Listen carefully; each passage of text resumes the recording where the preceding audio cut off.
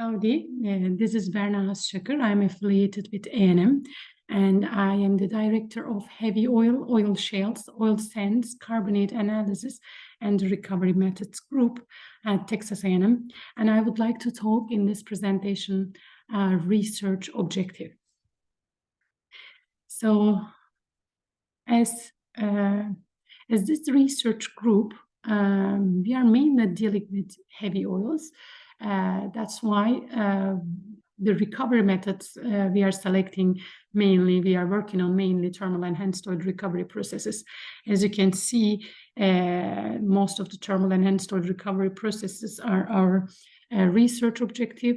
And apart from that, because thermal enhanced oil recovery methods covering both mass, heat, and momentum transfer, we are also doing enhanced oil recovery processes, and we are mainly working experimentally, and also we are investigating the reason behind the success and unsuccess of the enhanced oil recovery methods.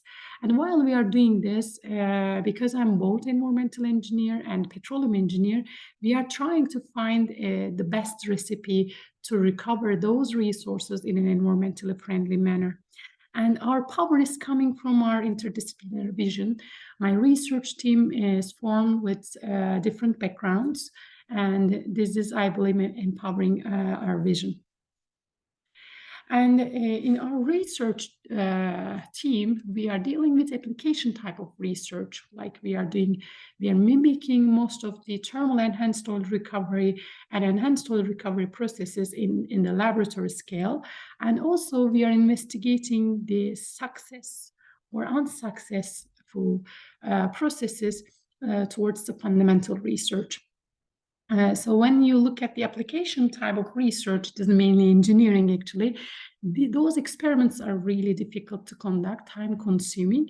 However, the results are easy to interpret. And when we come to fundamental research, those experiments are extremely easy to conduct, quick. You can get the results quickly, but one result is not sufficient enough to understand the fundamental aspect of that specific enhanced oil recovery processes. That's why the interpretation is difficult, and we are just generating new experimental methodologies to understand the fundamentals of the enhanced oil recovery processes. And while we are working on those application fundamental studies, mainly Master of Science students and also undergraduate students are dealing with the application side, and mainly PhD students are dealing with the fundamental side of our research. So what is the motivation why we are dealing with heavy oils or oil sands reservoirs? It is all about because of our growing energy demand. And it's not only growing energy demand, we know we are highly dependent on petroleum, and because of our need towards the petrochemicals. And one of them is like soap. Throughout pandemic, we saved ourselves from pandemic just because of the power of the soap. And soap is a petroleum product, and many medicines that we are using in our daily life is petroleum product. So without petroleum, we cannot live. So what we need to do, we need to tap unconventional fluids, and unconventional fluids are mainly heavy oils, extra heavy oils, and oil sands. You are seeing here a sample from Venezuela. This is an extra heavy oil, and this sample is from Canada. It's a bitumen sample, and you are seeing here mineable oil sands. So we are dealing chocolate-like oil, a very high viscosity oils in my laboratories. And how we are defining extra heavy oil, and oil sand based on the API gravity. As you know, API gravity is measured at standard condition at atmospheric pressure, and the viscosity of the oil, which is measured at reservoir temperature. So if the viscosity at reservoir temperature above 10,000 centipoise, regardless the API gravity, we are calling it bitumen. And if it is below 10,000 centipoise, then we are doing the categorization based on API gravity. Anything heavier than water is called extra heavy, and anything lighter than heavy between 10 to 22, 23 API gravity is called heavy oil, and greater than 23 is called light oil. So we are mainly dealing with these three components in the research, which are the most difficult fluids to deal with. And why we are doing thermal enhanced oil recovery? What's the motivation behind thermal enhanced oil recovery? We know that these oils are tough oils because of their high viscosities, low mobilities at reservoir conditions. They are not moving. And in order to make them move, in order to reduce their viscosity, we know that we need to increase the temperature, and it is this is why we are dealing with thermal enhanced oil recovery methods more. And thermal enhanced oil recovery methods can be hot fluid injection, and hot fluid can be steam. In general, water we are injecting either in vapor phase or in the liquid phase, hot water. And here we are injecting steam. Here we are injecting again steam, and even in steam-assisted gravity drainage, we are injecting steam. And what is the differences? The differences between these three, the injected fluid is the same, but the well configuration is different. And then when we come to in situ combustion, we are not injecting a hot fluid, but we are injecting air. This way we can have combustion. And thermal stimulation means very similar to at your home, that you are using conventional oven. It is the similar technique. So we are using some heaters near wellbore, and those near wellbore heaters are simulating the viscosity of the oil, near wellbore oil, and then it is just flowing to the production well easily. So how we decide? There are lots of methods, thermal enhanced oil recovery methods. So how we decide which enhanced oil recovery method is the best suited for our specific reservoir? We are conducting some lab scale experiments to understand it, to decide it.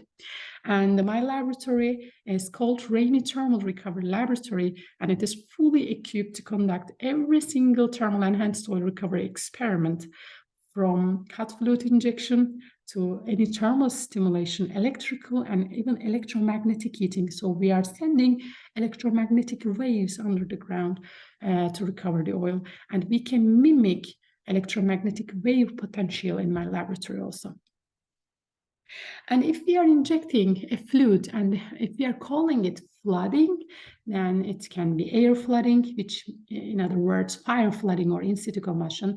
We can name it steam flooding. We can name it carbon dioxide flooding. This is not a thermal enhanced oil recovery process, but a miscible flooding process. And then miscible flooding, you can inject any other solvent which will be miscible with the oil. And if you are calling this enhanced oil recovery process as flooding, then we are mimicking it in the laboratory with one-dimensional experimental setup. It means I have one injection well, one production well, and the fluids are swept from the injection well to the production well, and my aim is to recover oil. And here you are seeing a one-dimensional setup that we are using for in situ combustion, and we are injecting from top. Injection well is at the top, and the production well is at the bottom. And you are seeing here a steam flooding experimental setup. Core flood is here, so our reservoir is here. This is our steam generator, and we are injecting steam here. So this is my injection well, and producing well at the back of this setup. So for some enhanced oil recovery processes, it is not easy to mimic the process in one dimension, like steam-assisted gravity drainage, because during steam-assisted gravity drainage, we are injecting steam from a top well, horizontal well, and we are producing the oil from the bottom well. And during this process, a steam chamber is forming.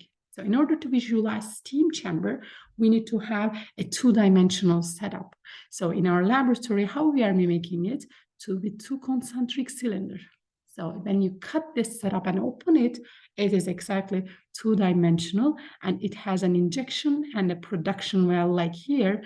And this injection and production well is extended at the bottom of this reservoir horizontally. And then we are closing this setup and inserting several thermal wells to measure thermocouples at varying depths. And you are seeing here the thermocouple locations, connections, and we are recording those temperatures throughout the experiment by using a data logger. And you are seeing a white material. We are wrapping this setup with an insulation because this is a thermal enhanced soil recovery method. In the reservoir, you cannot use insulation, but you have a natural insulation here. However, in the laboratory, the temperature difference is so big. So in order to avoid any heat losses, significant heat losses, we are using some insulations. And what I have shown you here till here, the pore scale displacement efficiencies that we are determining with the one-dimensional and two-dimensional setups. However, in the reservoir, everything is happening in three-dimension. To be able to understand if in the 3D some mechanisms are changing, we are also conducting some experiments in 3D. And you are seeing here 3-dimensional experimental setup and several measurement points. So we are packing our reservoir material inside this core holder, which is rectangular.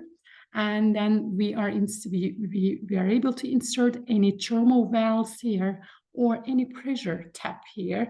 So we are able to measure the temperature and the pressure throughout the experiments at varying location.